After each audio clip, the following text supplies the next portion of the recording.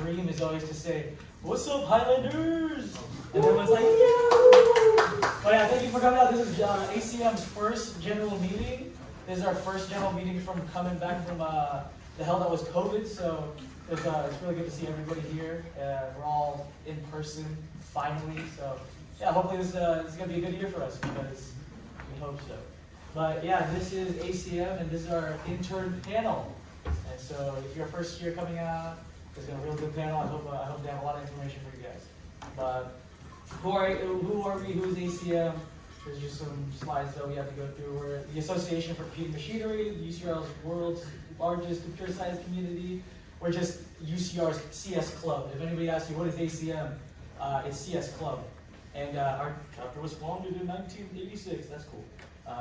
But our mission, I think you guys already know what our mission is because you're here. We're here to bridge the gap between industry and academics at UCR. So here to get you guys prepared for jobs, startups maybe, But yeah, the board. Okay, this is our board. You guys are good. You want to introduce yourselves?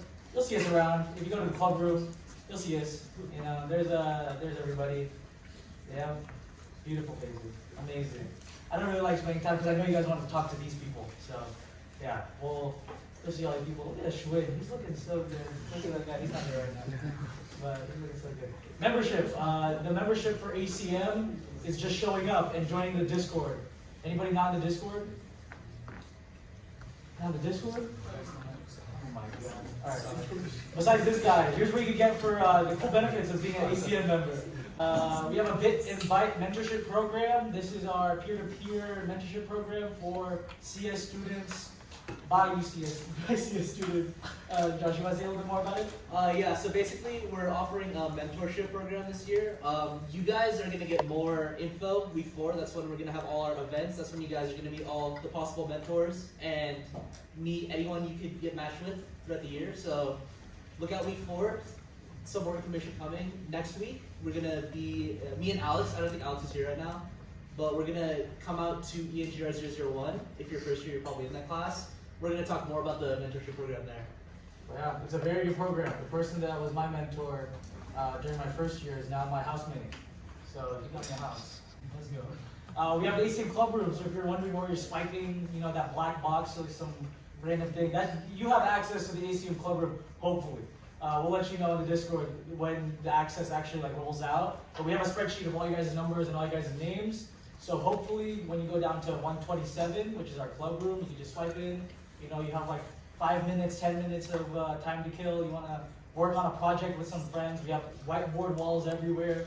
A good amount of what is it called? The expo markers, so you can write on the walls. But yeah, it's a cool place to hang out, and I hope more people show up because I know that right now only the officers and stuff. I hope everybody shows up, and then we can start collaborating from there. But we also have snacks, lockers, programming books, all the works. We also have the ACM Discord server, which is where you'll get all of our announcements, which is hopefully why you're right here right now because you saw the announcement. And also, there's just people talking in there. I know we had a long string of the entire ABCs, which was really fun. But yeah, that's going to be a cool place to hang out. And Divyan, where you at? Oh, he's talking. Divyan, you want to talk about the ACM website real quick? Alright, so I think a lot of you guys have probably seen our old website, acmucr.org, right? But over the summer, with a team of 8 people, we were able to actually revamp the website and make it completely from scratch. So if you guys want to go check it out at acm.cs.ucr.edu. It's been ready. Go ahead, check it out. There's quite a few things there. I think the main thing that for you guys is going to be our events calendar. And with the events calendar, you guys will be able to keep track of all of the different events that we're going to have throughout the entire quarter.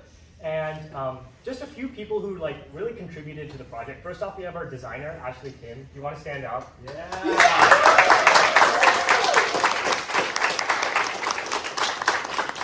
Basically, anything design-wise that you see on the website is all of her job. So thank you for that. The website looks amazing. And then obviously, the website isn't complete with people actually implementing the designs, right? So if you're here, just please stand up. Raida, I see you right there. Hi.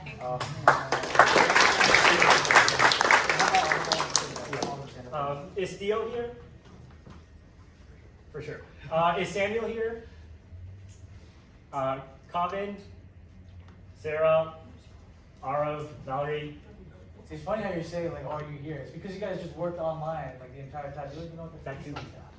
is. But that's okay. Hopefully, yeah. So check out our project, and then keep in mind that we do have an ongoing project right now. So also stay tuned for that. We'll be sending out updates as how the progress is going, so on. And hopefully that project should be finished by start of winter quarter. So stay tuned for that. And real quick, what's the project, Leon? Oh, so the project's a membership portal. So basically, with the membership portal, you guys will be able to get access to a ton of different resources that right now you guys probably don't have access to, right? So for example, if you guys want to submit your resumes for reviews, or perhaps get mock interviews from officers, you guys would be able to do that, as well as just receive general announcements and be able to receive points for attending events, right? So for example, like this event, you would be able to earn points, which later on you can redeem for more prizes at the end of the quarter, or perhaps when you reach certain milestones. So keep that in mind. Stay tuned. That's pretty cool. Wow. Let's hear it. Thank you. Okay, that was some quick stuff. We usually start our GMs at like 10 minutes past. So nice. Now we can actually get into the panel. So this is our GM intern panel. Hopefully you came in here with an inquisitive mind on like what you do as an intern, how to get an internship, all that sort of stuff. We're gonna have a small amount of time for me to ask them questions, and then after that it's just gonna be free roam, Q&A, because I know you guys are gonna have a lot of questions, because these people have been working at really cool places. So you're probably like, oh, how do I get into Amazon? How do I get into Datadog? All that sort of stuff. So yeah, have all that stuff in your head. But also, if you have questions, we have some swag for you to what's it called? Increased participation. We have some stickers, and then we have some pens. We got pens, Brad. Yeah. Facebook. Facebook pens. Limited edition because Facebook is official. So yeah, let's start it off. I feel like a talk show host right here. I wish I brought a cup, but let's do a round of introductions real quick. So we have. You want to just introduce yourself, like your major, your year, and where you worked at, and let's say like one thing you like to do over the weekend. Like what's your, like if you catch you at any time during the weekend, what are you probably doing? Yeah, so I'm Vincent. I'm a fourth year CSBA student here at UCR. I interned at Northwestern Mutual, and something I like to do on fun on the weekend, I guess, is either read or play video games. So yeah. Nice. Hi, my name is Abdi. I'm a final year, technically a fifth year. What was the other thing you asked? Major. Oh, my major is computer science. I was the one who interned at Datadog, which is in New York this summer. My name is Anika Mehta, and I'm currently a fourth year information systems major with an applied statistics minor. And I was a data science intern at Intel for the past summer in the Bay Area. And something I like to do is bake and cook, so I have a YouTube channel where I upload videos. Whoa. Hello, my name is Kanin. I am a third year computer science major. I was a previous business streaming intern, and one thing I like doing over the weekend is also baking. I'm Roy. I'm a fourth year computer science major. I interned at Amazon Web Services 2 years ago, and then I was at Amazon Alexa this summer. And on weekends, I kind of just listen to music. I don't really do much. I spent 300K minutes on Spotify in 2020, so kind of a full-time job type of deal. 2020? Where's 2021? Way down, so I'm not going to mention it. Oh, what happened? You just stopped, like, music just stopped, like, working for you or something? I think, if I'm being honest, it was Amazon. Okay. Really, yeah. They don't let you listen to music? No, it was, I couldn't focus during a lot of meetings, so yeah, okay. no music. Yeah. So where, like location-wise, did anybody have to relocate for their thing? Yeah, so I went to Milwaukee for my internship. Kind of like I was surprised I went to Milwaukee as well, but it was actually a really fun experience. So I kind of lived outside of California for a little bit. I got pretty lucky. I went to New York, not Northwest. My internship was in the Bay, and that's my hometown, so I got to stay at home. Yeah, me too. I was relocated to San Francisco. I was remote actually for a East Palo Alto team 2 years ago, and then I was flown up to Seattle this year or this summer. So you guys said like mixer remote, and then you also said you got relocated. And I think a big question is, like, did you have to pay for that relocation, or did you have to, or were you like, yeah, like we'll just like move you out here and we just come over? So I think that's like a question I always have is like, okay, if I have this internship, do I have to pay for it? Is it a stipend, or what was the situation? So the Northwest Mutual actually covered like the flight and like the dorming for like the internship. They put like, there was like over 200 interns for Northwest Mutual, so they put all of us into like the dorm of the university nearby. So like all of it was kind of covered. So even though it was a dorm, it was still kind of nice to be like in the dorms with a bunch of new people and like kind of like have that freshman year like experience again, but like with an internship. So it's pretty cool. Yeah, that's pretty cool. For us, company is not as big as Northwestern. I think we had like 50 New York interns, but there was like way more across the world. They gave us a huge check. I think it was like 11,000, and then it was like 6,000 post tax. It did not cover all of the rent. Unfortunately, New York is absolutely doomed. But with the rest of the money that they gave us, it was like really close. I only had to pay like 200 and overflow a month, which was more than enough. For Intel, they do give you like relocation additional bonuses. So technically, I was like registered as a UCR student, so I said I was moving back home. So they like upped my salary because I was technically like relocating. So they do offer that. So for me at Disney, they offer you a sign-on bonus. So this is a set amount that you get just for like signing your contract to be an intern. And then the means of that is like if you have to relocate, the plan is you use this money to relocate and like help yourself find a house and transportation, whatever. But if you don't have to relocate, then you get the stipend regardless. So either way, I guess you like have money to spend. Yeah, for Amazon, you actually get, last year, if you were remote, you actually got paid regardless of whether or not you went, so I got to pocket a lot of money. And this year, it's kind of the same deal. They upped, it's like they based it on your location, so if you're in a place like the Bay Area or Seattle, it's called a higher cost of living location, so you get something like 6 or 7K in a stipend. And then they pay for your flights too. That doesn't come out of your living expenses. That 6 or 7K is only for housing. And so, yeah, if you're in like a lower cost of living area, I think that's considered like probably just not in California or like the West Coast. It's a slightly smaller amount, but yeah, you also got paid for relocating. So they balance it based on like location. Yeah. But was anybody offered like remote option? Yes, Were you? I Yeah. was. Yeah. So for Disney, what is really nice about them is pre-COVID, a lot of their teams were remote. So I had the option of whether I wanted to just stay at home and work fully remote, or if I wanted to go in person for the potential hybrid option. So I didn't want to stay at home. I went to SF and did the hybrid option. 100%. Yeah. Anybody else? So Amazon's student programs normally forces interns to fly up. So like you would have been forced to buy a ticket no matter what. My team it's kind of by a team by team basis. My team had people in Ontario, Boston, New York, California, Seattle, and a few other places. So we were a fully remote team. I could have gone to Seattle and then flown right back home if I wanted to. My manager was like, yeah, that's totally cool with me. But it really depends on your manager and kind of like what they expect. Some teams require you to be like, oh, you have to go in office Monday, Wednesday, Friday. But it's kind of like team dependent and manager. And anybody who was it? Were you a part of like a remote option or no?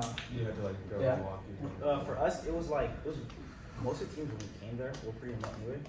But majority of the teams, as soon as you came, if your team was mostly remote, just hit your manager on Slack and be like, hey, can I go back home? And they'd let you. But the recruiters wanted us to be in the office for the experience. So most people stayed. So from me, my internship was like a virtual internship, but Intel has a really cool private jet. So my team was in Oregon. So basically they fly you out for a day and you get to go on like this private Intel plane and then you come back the same day. So they have all these options and everything is like covered and paid for. So if you ever feel like you want to go visit your team or you're like you can't focus properly virtually, you can always go there. Private jet. For real. If you guys were offered the remote, would you have taken it? Personally, no. I wanted Yeah. to have that experience of like living in a new city, and so by doing so, like going to Milwaukee was like that experience. I really liked it. Also, real quick, did anybody have like one specific really bad experience with wherever they relocated to? I mean, I changed houses midway, Ah. but that was mostly because I found something cheaper. I don't think there was anything bad. New York is basically what you see in TikTok, so I'm not gonna lie. So, when you take it at face value, it's not like the movies at all. So. So let's get into like what specifically you guys were doing for like your internship, right? So real quick, Vincent, what type of like tech stack you were working with? Like what was your day-to-day like experience like? Maybe even like dip into like how management was kind of working, because I know like management for interns are probably kind of similar to how management for like regular software engineers are, right? So can you give me a little bit of that? Yeah, so like I was going into the internship, I watched a bunch of YouTube videos like the day in the life of a software engineer, and like those kind of videos were actually a lot more closer to the experience than I thought it was. So we would kind of have like agile development where like we would have like a 15-minute morning stand-up, and then we would just kind of like have meetings throughout the day. And for me, I was mostly working on like web applications for financial advisors for Northwestern Mutual, and because Northwestern Mutual offers like different like financial services to clients across the US. So I was working with a bunch of like Node.js, React, and thankfully I got some practice with CS180 beforehand, so it ended up working out really well. Yeah. Thanks. For me, kind of literally the same thing, agile. We'd have stand-ups twice a week, and then we'd have a sprint meeting every 2 weeks. My team was pretty remote for the majority of them. I think my manager was in the office and one other team member, so I did have that. But the stack we were working on, I was on a distributed systems team, and we were working on network data ingestion. So we were basically working in Golang, Kubernetes, just backend stuff, Python for data, just normal backend stuff. I just want to clarify the question. Like, was it what we did? Yeah, like what was like your day-to-day kind of, and like what sort of technologies you were getting exposed to? Yeah, definitely. So for data science, I learned Power BI, which is like Intel calls it Excel on steroids, because it's basically Excel, but much more, like you can do a lot more with it. So it's a really cool tool. And then I also used a little bit of R and Charticulator, Microsoft Charticulator, so just different data visualization softwares. And yeah, my internship was mostly virtual, so again, like it just incorporated meetings a lot, because that's one thing that Intel is big on. They still kind of like, it's like a teacher school kind of situation, like you have to attend a lot of meetings throughout the day, but I definitely got a lot of free time to learn the Power BI software within the 3 months, as well as like make my own visuals and stuff, so those were definitely cool parts that were in my day-to-day. Yeah, so similar for me, I also practice Agile. I would meet with my manager and my other intern mate twice a week, and we would update what we were doing, and then throughout the week, if you had any other questions, like at any time, you would just reach out to your manager. And then for me, the languages I worked on include Rust and React. So Rust was used like for the back end side of the app, and React was more like the front end logistics. Yeah, so for me, I can kind of split it into the 2 years. Last summer, I was in Elasticsearch. So for people who don't know, Elasticsearch is basically like a search engine. Not in the sense of like what you're thinking of like Google-wise, but it's more like you have a bunch of documents or like logs from like an IoT device or just console logs, for example. And Elasticsearch allows you to basically shard them into a bunch of like easily indexable. It's really technical. I'll try and step back. It's basically a search engine. And so my team was specifically storage. And so because we're Amazon, we have like S3, and then there's like a bunch of different tiers, like hot, ultra warm, and then cold. And so it's basically SSD on an EC2 instance, so it's really fast. And then ultra warm is basically, I think it's like SSD in S3, and then cold is hard drives in S3. And so it's basically, we were going through a new product launch and rebranding as OpenSearch because of some branding relations between Amazon and the parent company that developed Elasticsearch. And so I got put on a lot of DevOps work. If anyone knows about like continuous integration and continuous development or CI/CD, I was doing a lot of like pipeline stuff. Amazon internalizes a lot of the tools that you guys probably know. So like Jenkins, for example, for CI/CD, we had an internal version of that. And it was basically integrating a lot of tests and then onboarding it into like the build system and kind of accelerating the release of OpenSearch. And then this summer is kind of an untraditional team. I was on Alexa Growth, and growth teams don't really own like product or code or a feature at all. We hop around and kind of look at data insights, and we have like business intelligence engineers, and they're like, oh, this feature of Alexa or this integration or like this interaction has a huge drop off like a day afterwards. So we think that people hate this part of Alexa. So my team would just kind of hop on that and then fix it. So we run a bunch of A/B tests. There's like a control and treatment, and then we split it. It's on a huge scale. And so yeah, basically this summer's tech stack was a lot of like backend stuff for Node.js, and then like internal Alexa natural language understanding stuff. But a lot of that is also just JSON. It's just internalized. But yeah, it's kind of like traditional agile software engineering as well, but with an untraditional twist in the sense that like you don't just stay dead focused on one thing for the entire duration of your career in the team. It's like you get to focus on whatever you want to within Alexa. Yeah, that sounds like that sounds like a really fun, like hopping around. That sounds good. But I think there's a like pretty popular misconception how like you have to feel ready to like do an internship sort of thing, and like a lot of people like you throw like every single one of you threw a lot of like tech jargon and all that sort of stuff. Did you guys like? I know the answer, but like, did you guys know everything that you were going to do in like the entire full stack before going in, or was it a lot of trial and error, like learning on the spot and all that sort of stuff? Yeah, like I think there was definitely a lot of holes in like my knowledge of like web development before going in. Thankfully, I took CS 180 right before the internship, so I was able to learn a little bit. But I had a really good relationship with my manager, and like our first one-on-one, he was asking me what I wanted to get out of the internship, and like I really wanted to like focus a little more on like the questions I had for like back-end development and also refine on front-end stuff. So no, I didn't know everything. No, I didn't know like it was. There was definitely a lot of holes to understand, but it was really nice though. Did you have like time where you like they say, okay, you're gonna have time to self-study, just go for it? Yeah, a lot of my like internship was like there was like the first 2 weeks of him like trying to teach me a little bit, and then like he let me do my own thing for a while with like personal projects. So there was definitely a lot of times where I was just like working on like like self-study almost. Yeah. To give you a testament to how much you learn, 3 months ago I would have not been able to know a single thing what that dude just said right now, but I literally kept up with literally every single thing. We touched on sharding, we touched on storage, and everything you learn in 3 months. I promise you, you'll feel like a completely different person once you're done with your first internship. Like I'm like a Git pro now. I know we took CS 100, but like it's completely different. First time I got hit with a merge, I posted, I put up like, I pulled the master branch on accident. And my PR had over like 2,000 comments from literally everybody that was working, and we had like hundreds of teams. So like it pinged every team. Everybody's in my chat talking about what is going on here. Let me merge this, right? And I sit with my manager. He's like telling me how merges work. And then, the next time it happens, I'm like working at 6 o'clock one day, and I accidentally do the same thing. Within like 2 minutes, I'm able to like basically remove it. Everybody got the email still, but in testament to what I'm saying is, I literally went in knowing like very little, and I left understanding how to use Kubernetes, CI/CD. We touched on DevOps, and especially if you have a good manager, it really depends on your internship experience. You will literally you will go to your manager and say, hey, I'm interested in this. Is there any way I can work on something like this? And they will try to look for work for you. And a lot of the times, they literally don't expect you to know anything other than a basic programming, which by the time you're done with CS 10C, you should be able to, and like Git. And I promise you, all this stuff, I know that was very overwhelming. You'll walk away and be like, I understand most of that stuff. You won't be able to like implement it off the top of your head. There's like geniuses working on that stuff, but you'll be able to like keep up. You'll be able to use the technologies that you learn. You'll be like, I understand this. Here's where we would use sharding.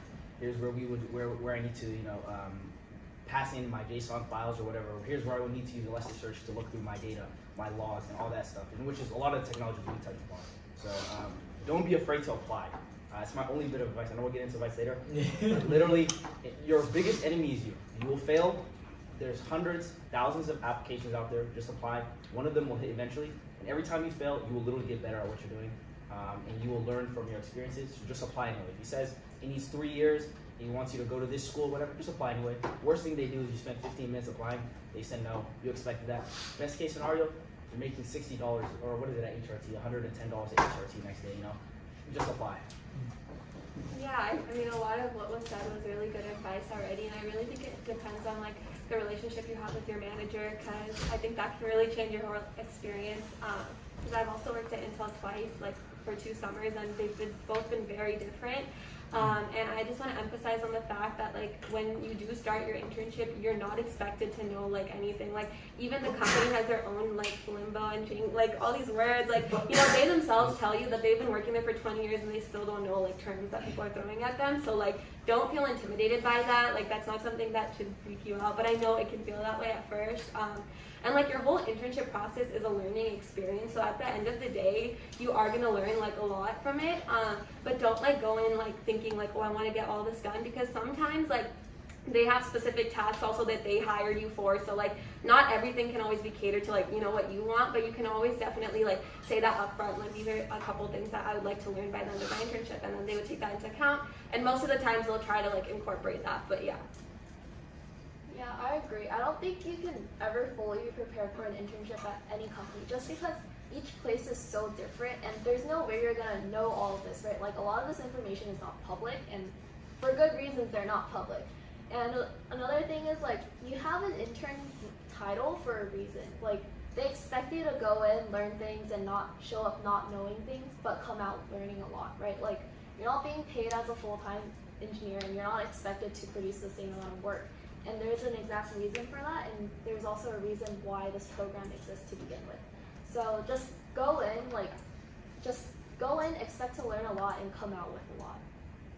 Yeah, kind of similar to like bounce off everyone else.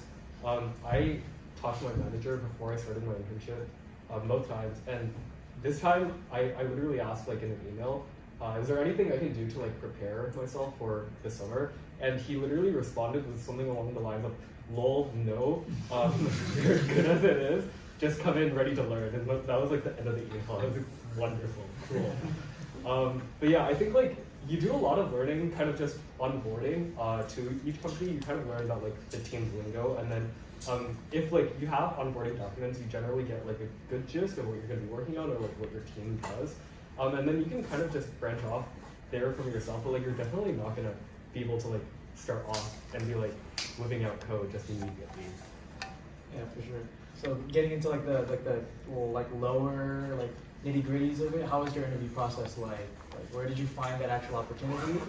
And like after sending your resume, what was it like after that? Like did they give you like an on-call screening? Like did they send you like an online assessment sort of thing? So how was that like? Yeah, so I was like applying through like LinkedIn jobs and everything like that, and like it wasn't really working out for me. But then like a few of my friends were applying through Ripple Match. I don't know if you guys have heard of that. And they ended up getting their internships. And one of my friends was actually already accepted Northwestern Mutual. She told me just to apply like for the hell of it, like you never know. And then like, I ended up like getting an interview and everything. And it was like I got a phone interview, and that was kind of like a quick like asking me if I knew how to code at all. I'm like yes.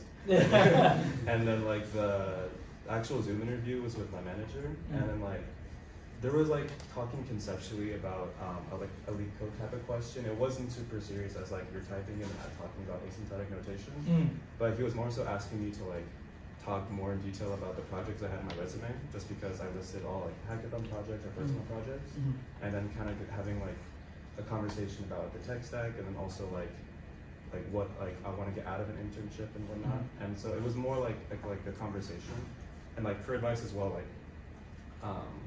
one thing that my manager was saying, that for like internships and for like entry-level positions, that a lot of the times they're looking for just people that they want to work with for an X amount of time. Like it's more so like if you're able to connect with them and like being able to like hit it off or just show like you have like passion or just interest in what you're like doing, then that's gonna make you stand out more than knowing a little bit more about like leak code or something else like that. But yeah, so that was like the interview process. The heart. What you said is 100% facts. My process was pretty similar, but a little bit different. I got hit with an OA. I was coming off of another internship. It was a PM internship, which wasn't really related. So I had to catch up on leak code. So it was around February, like late January, and I was already, I wouldn't say I was behind, but I was already like, a lot of the recruiting cycles for the bigger companies were already done. So I would argue that I got pretty lucky. The companies that were applying to still had positions open, and they were like backlogging because people don't want to go to those companies anymore because they got better offers. So they backlog in this area. So they go back and they're like, hey, we have 10 more spots left. We're trying to. So, and this is a time period where you can either get super lucky or super unlucky. I know Amazon does wait lists during this period, and then that's when people like backlog. But for me, I got pretty lucky. I had an interview for Chase, and I also had an interview for Datadog, and I also had an interview for Pinterest. So I got really lucky. So the Chase one went well, and then Datadog hit me up, and they were like, hey, do you want an OA? They gave me an OA. I did it. I thought I did pretty bad. I beat like, it was 3 questions, and I had been leak coding. I literally didn't go to class. All that entire winter, I stayed home. For 2 weeks straight, I went down the entire list. I went through everything except DP, and I literally went everywhere. I did it all. I was 8 hours, 9 hours, just straight up doing leak code. And then my luck paid off. I got 2 questions I had pretty close to what I've seen before. So I, managed to do those. And the third one, I got only half of the question right. And I ended up getting passed on to the phone recruiter. the biggest advice I have for people, and I know this is a very CS thing, you have to smile. Just show enthusiasm. Come in like you're on fucking cocaine, I'm sorry. Show you're enthusiastic. Show you're happy to be working there. Tell your story. Be like, listen, I'm trying to work here.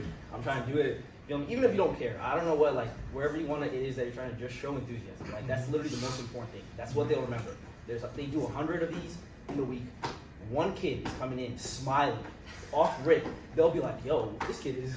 They'll remember you. And then when they do their little paper to sign you off, they'll be like, showed enthusiasm. The HR manager will read that and be like, pass. The next part is the technical part. And this is where, I don't know, though I'm sure people have here, but this is the part that actually requires a bit of skill and a bit of luck. Majority of the time, it'll be something you've seen if you've done your research on the company or you've actually, done your self-studying. But sometimes you can get unlucky. And I don't want people to feel like, hey, like, this question was impossible. I've done questions, I'm like, I open up in a way, I'm like, I have never seen this. I don't even know where to start. Close. Just move on with our lives. It is what it is. But most of the time, your interviewer there is not, especially as an intern, they're not there to give you some impossible question. If you're stuck, talk through your problem, and they will give you a hint. Don't rub them off. Take what they said and try to figure out, hey, maybe there's another solution. There was a time where I literally couldn't solve a problem, and I had an interviewer that basically walked me through it part by part, and I took everything he said and I gave him alternate answers.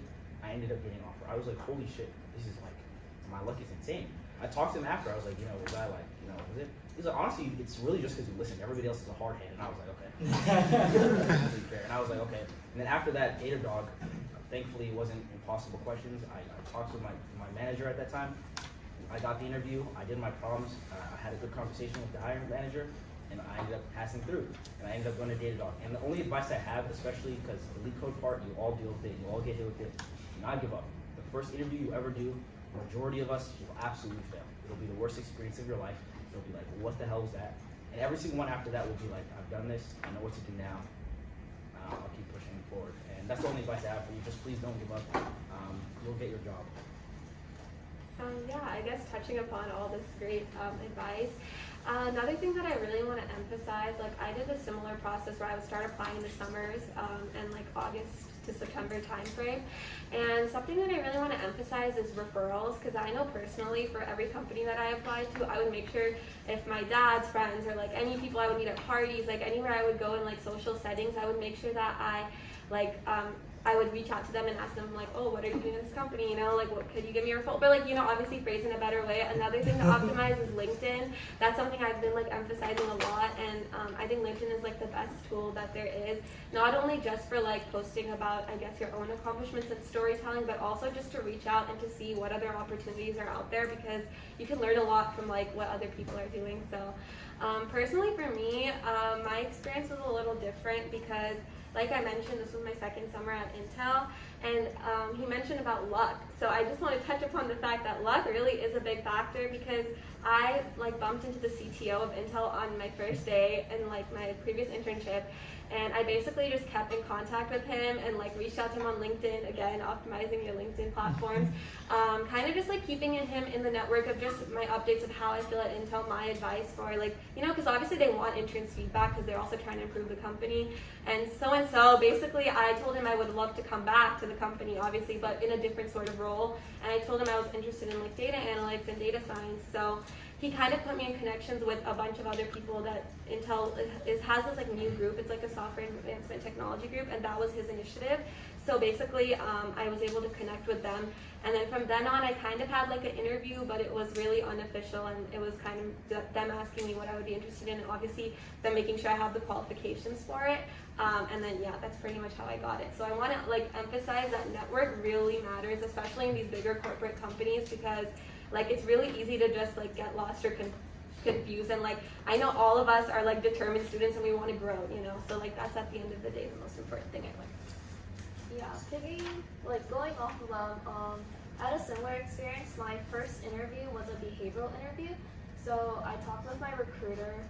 Yeah, I think it was my recruiter and someone else within the company, and they just went over my resume, and then they asked me for my preferences, like what do I want to work on, where do I want to work, And then after that, I went through an OA with my manager and then a team lead. So they gave me a problem, and they're like, okay, don't code it, but talk it out. So that was really nice.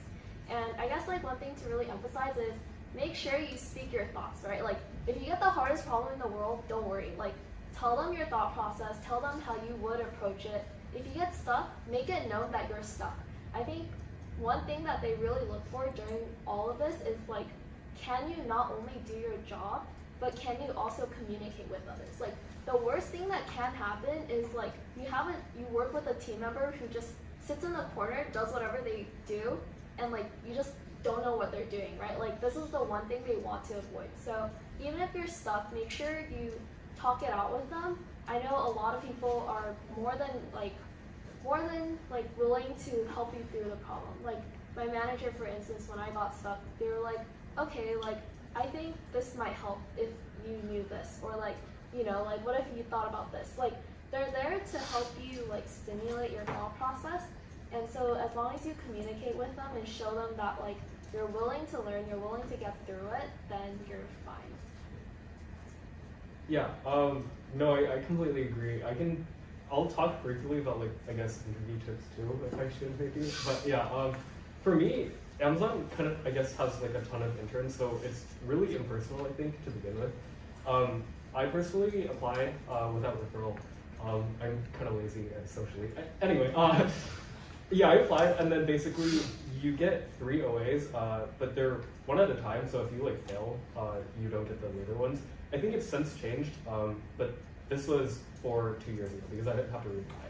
Basically, you get a first one, and this one is, I think, a debugging one. It's relatively easy. It's basically just like a bunch of output stuff, and it's like, what is the expected output and why is it wrong? And then it's like, highlight one line where the error is. So it's like pretty simple. I think there were like 7 questions, and you have like 45 minutes or something like that. I'm not really sure on those times, but it's pretty easy. The second one is a much more like traditional online assessment for OA. It's a LeetCode style one. You got like 3 questions, I think, maybe 2, and you had like an hour to do it. And so it's just kind of, you know, code out your solution, make sure like string matches. You don't have to get like a perfect 12 out of 12 test cases. I think like Amazon moves you past if you even get like 7 out of 12. So it's pretty like not, I guess, not super intense. And then the last one isn't technical at all. It's a behavioral kind of a deal. There are these 14 or 16 principles called the leadership principles, and these include dive deep, like learn and be curious, frugality, have backbone, disagree, and commit. It's like different principles or tenets that like Amazon operates, and they think that like everyone should possess to be like a good leader or a good contributor in the company. And so they give you a bunch of like scenarios.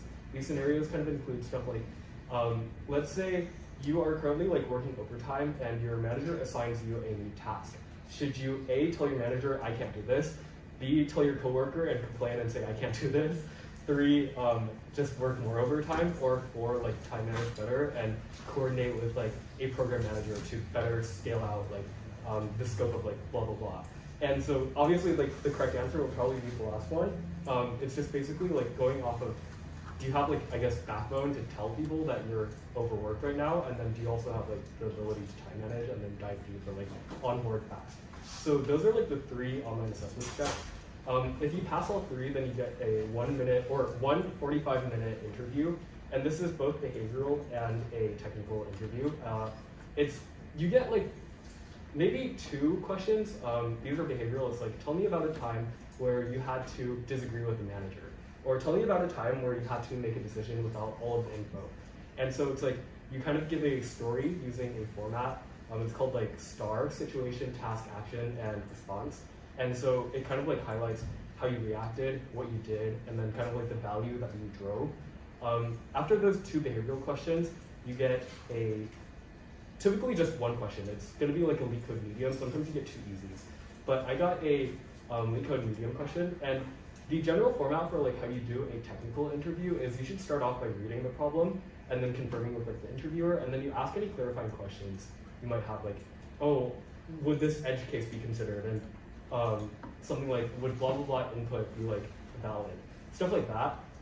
And then just kind of like confirm expected behavior for the question. And then afterwards, you should generally like walk through every single step of your thought. Like, I'm gonna use a stack, for example. And this is kind of like the question that I got. I didn't realize that I was I was popping values off of the stack, so the result that I was returning was actually reversed. And so it's like, if you're walking through every every kind of thought process or step that you have, your interviewer is going to be able to like kind of point out. They're always going to try and like want to help. They're going to be able to point out and be like, oh, Roy, your response right now is like reversed. Since you're using a stack, would you want to maybe like switch, maybe like change your approach? And then I would be like, I could use a queue or something like that. Or you'd be like, I can reverse the stack again. So it's like, it's helpful to always be communicative because like, if you're not telling your interviewer what you're doing, they can't really help you. Yeah. Yeah. Well, great answers. I'm gonna try to make time for Q&A, so I'm just gonna rapid fire. Like, does anybody have any like last advice? Because we didn't like advice throughout the entire thing. Does anyone have like one more piece of advice that we just want to get out real quick before we do Q&A? Yeah, interviewing is a whole course. It's gonna be quick. Your answer is literally right in front of you. They have classes for that. You don't have to go anywhere. Just go to the club meetings. I promise you, it is a lot easier if you start now than waiting before. Use your resources. There's like, I'm off top, 100 people in this room. This is literally your solution. You don't have to suffer alone. You don't have to sit in your room and die. Go to the meetings, meet like-minded people, do the mocks, practice with people, and you will succeed. It's as simple as that.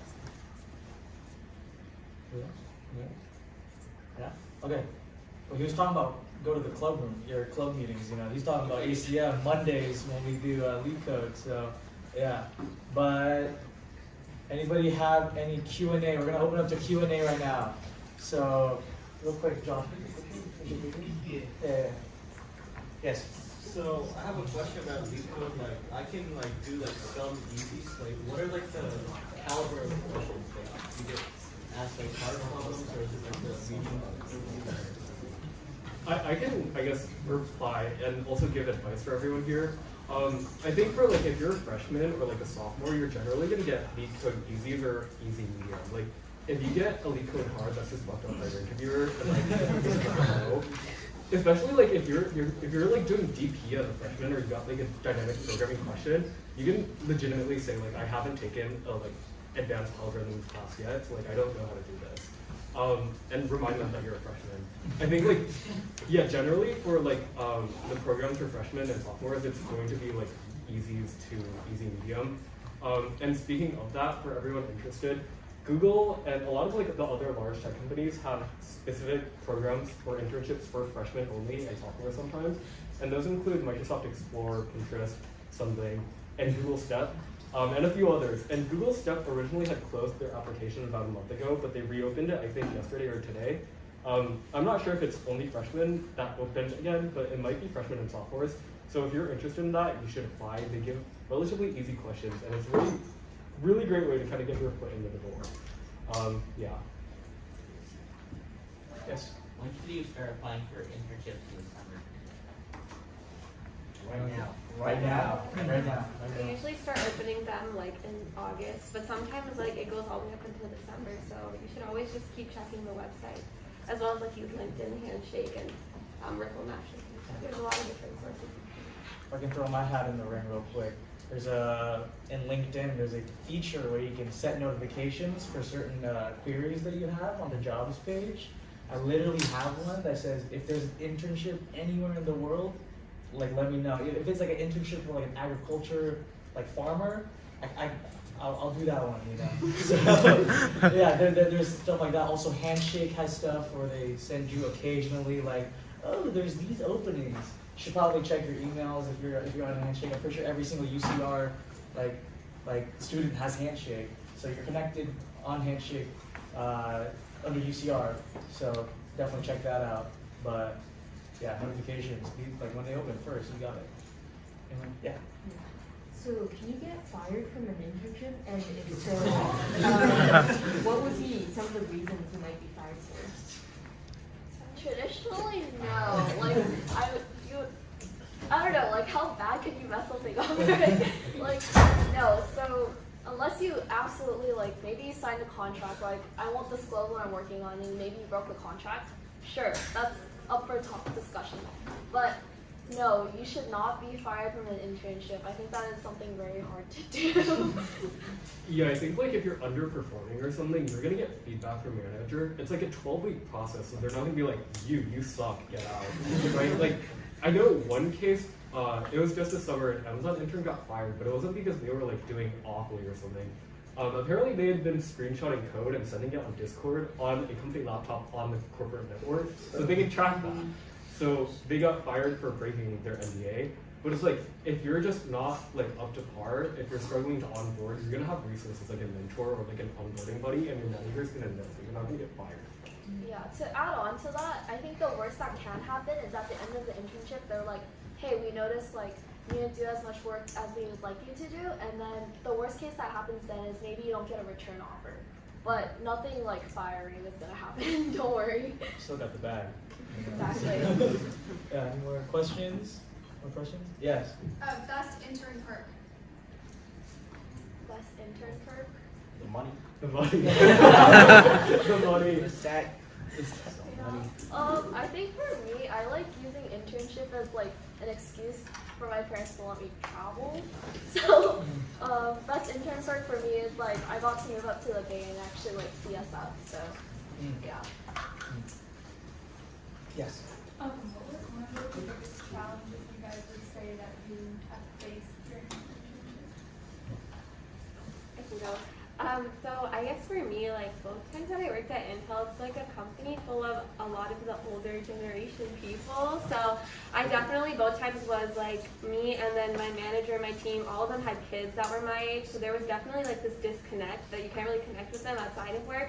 And especially when you're already in like a virtual situation, it makes it really hard to honestly like feel motivated and want to like continue working. So that was definitely a challenge that I faced, and like sometimes it would be funny things, like I would be helping them with an Excel feature because like they wouldn't know how to do it. Like it was just like funny stuff like that, but there's just like this disconnect just because like it still depends on at the end of the day who's in your team, but like my direct team again was like people that were much older than me, so it was like a little hard. So I know you guys said that like nothing can really prepare you for what you're going to learn at your internships, but if you would have any classes that you recommend that we take, what would you be? CS 100. All internships I've been through in the past years, they all use Get. I don't think the class will necessarily prepare you as well as you using the feature every day, but it does a really great job of introducing you into like Agile and like what Scrum meetings are and then different types of like ways you can build algorithms, but also how to like use Get. The second class, like, I know we bash engineering 180W, but if you become one of those people that come in and like do documentation and not coding, because not comments on your code, because I know that's like a thing that we like talk about, common code. Majority of the time, your code should be self-readable. If someone comes in and they're like 20 years from now, they should be able to read what's going on without needing a comment on every line. And the other option is you document everything you do. So every time you like create a new feature or something, go on Confluence or Google Docs or Microsoft or whatever your company uses, make a little one-pager on it, submit it with whatever PR you're doing. People will literally love you for that. Diagrams, they'll like, wow, nice job. And like we learned, and then the third secret to like guarantee success is testing. Majority of the time, I don't know how it is for people down here, but it is. Most people don't know how to test. Unless you work at Facebook where you just ship straight to prod. Testing your stuff, like doing tests, they give you a task and you're like, I finished it. Do like a quick test, a unit test. If you guys know what integration tests are, drop one in there and throw it in. And if your code is not readable through your normal segment, your test should be like this. Wow, okay, I understand. But they'll be like, maybe you have a bug here, or maybe this isn't what we want the output to be.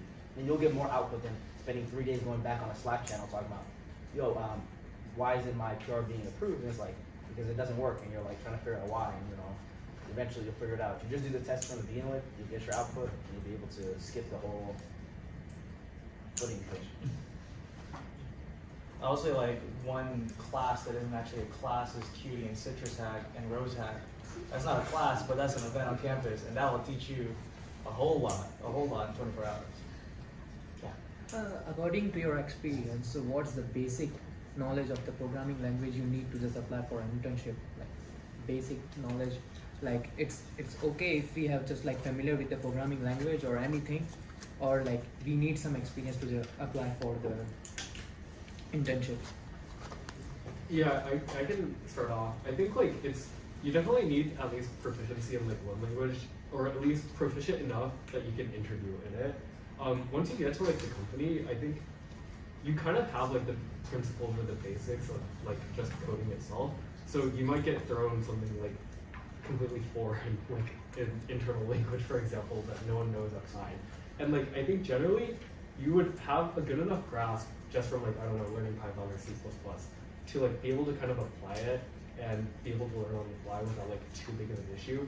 But like as far as like entry point, you just maybe focus on like Python or whatever preferred language and be able to at least like interview in it.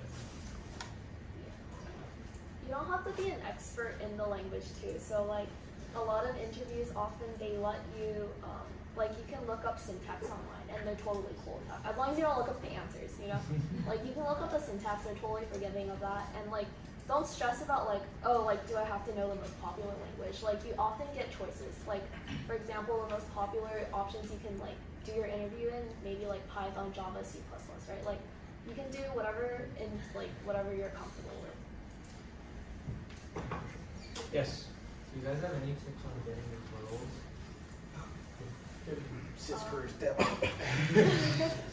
There's a huge Discord server. I don't know if Christian is in here, but it's like, honestly, I scratch your back, you scratch mine type thing. People will give you a referral. The only problem is, I think companies count on. I threw in a referral or two this semester for what's called. One person I did not know, I literally said on the referral, like, hey, did you ask referral? Instant rejected. Like, it wasn't even quick. I couldn't vouch for their skill or nothing. And someone I knew really well, like, made it all the way to the final. Or I didn't really say really well, but I've worked with them before. I've talked to them. They made it all the way to final. And I asked at the end, I was like, the recruiter, like, what was the reason? Like, oh, we don't do recruiting. Like, we don't do referrals if you don't know the person. So it could work, but they usually have a feature of like filter things like that. But there is an incentive, by the way, for people to give referrals. If you're afraid to ask referrals, like why would this person? For us, as interns, if we gave a referral, actually I think they discontinued it. Basically, if someone gives you a referral and you get, they get like a percent of your bonus. So if you get like a 40,000 bonus, sometimes I think it was like 10%. Some people, us at our company, I think they were doing like a $10,000 bonus for like a full-time engineer. So people have like incentive to go like, you want to work for my company? I'll throw in a referral. Just make sure you're not, terrible, And they'll get a referral like you get a big bonus and they get $10,000, and that's, who wouldn't want $10,000 for just bringing somebody onto their team or an adjacent team? So yeah. Yeah, I just also recommend like something that I personally did is like going to my friends' parents and people who've been working at the company for like longer amounts of time, because sometimes they also have like other connections or like they would know about job offers opening up that might not also be published yet. So I just recommend also like trying that out. Yeah, we have time for one more question. We have 5 minutes until somebody's next class starts. So any last minute question? Robert scissors.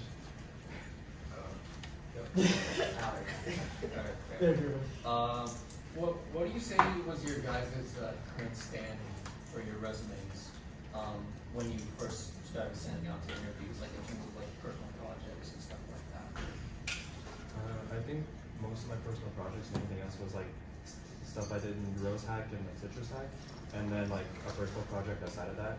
So that was like already 3. So like I think that was a pretty good amount to get started with. So that's why I encourage all you guys to do like Citrus Hack, Rose Hack, Cutie Hack, just because that allows you to meet new people at UCR or work with people, and also like get a chance to already have like something you can put on your resume. And yes, I just had a few hackathons and then like one personal project when I started applying. And sorry, follow up to that. Like in terms of that,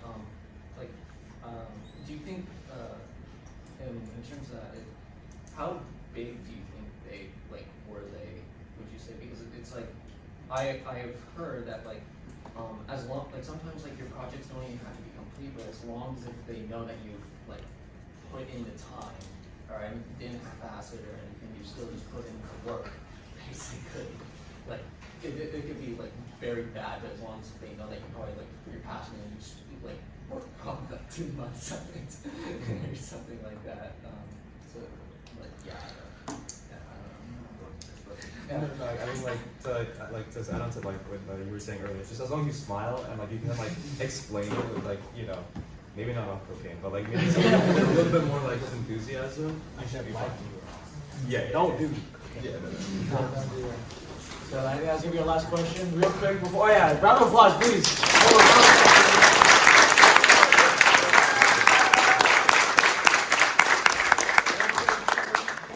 Let's see. If you have class, it's recorded. We have all of our socials right here. If you want to take a look, you can post you guys on the Discord.